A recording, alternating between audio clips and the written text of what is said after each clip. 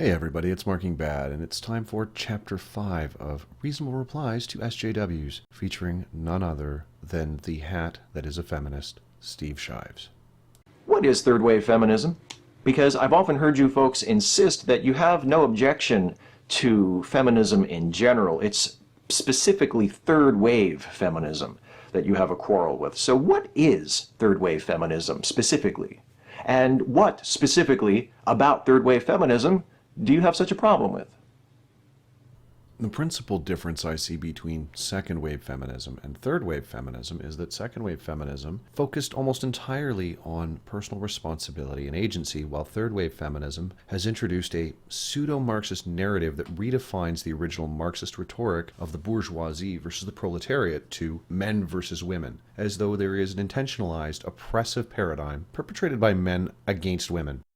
It seems to rely particularly on the postmodernist philosophy and deconstruction of binaries, as though there's in some inherent fallacy of a binary, but never seems to recall that the process of deconstruction does in fact require reconstruction.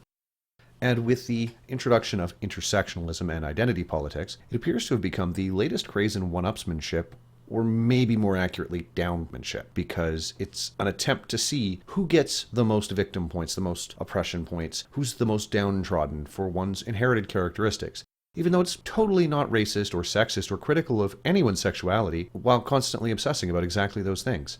Since so many of you profess to be admirers of second wave feminism as opposed to third wave feminism, I thought it would be interesting to ask which second wave feminists in particular do you appreciate? Which books written by second wave feminists have you read and found interesting? Which second wave feminist activists have you specifically admired as you formed the opinion that you like second wave feminism but you have no use for third wave feminism? I'm just curious.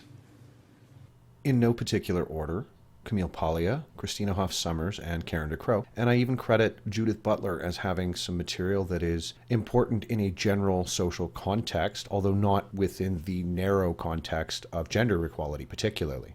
But in a more general sense, people like my grandmother, who was a farm wife, the co-owner of a business, a role model, and just as capable of pitching hay bales as the rest of us. And a smug appeal to authority is still a fallacy, Steve. It is possible to critique any number of things without having submersed oneself in the theory and rhetoric associated with it, simply by dint of having been exposed to it in a general sense. There's no shortage of feminist commentators available on YouTube and elsewhere, and not all of them are necessarily academics. So I can look at, even yourself, Steve, I can critique what you have to say based on common sense and sound logic. Wherever did you get the idea that racism was a self-applied identity? And if the only true racists are the racists who self-identify as racists, how can we ever expect to make any social progress to reduce racism? Or did I just answer my own question? If I knew who you were referring to specifically, Steve, I might be able to at least offer some conjecture on the matter. But without any further context, I've never actually heard anybody say anything like that, and it seems like a bit of a straw man. Feel free to correct me, provide me with some sort of context, some citation that demonstrates that somebody has said that.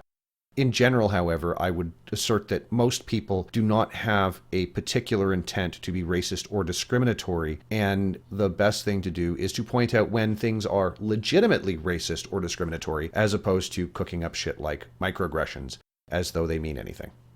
If I knew who you were referring to specifically, Steve, I might be able to at least offer some conjecture on the matter. But without any further context, I've never actually heard anybody say anything like that, and it seems like a bit of a straw man. Feel free to correct me, provide me with some sort of context, some citation that demonstrates that somebody has said that.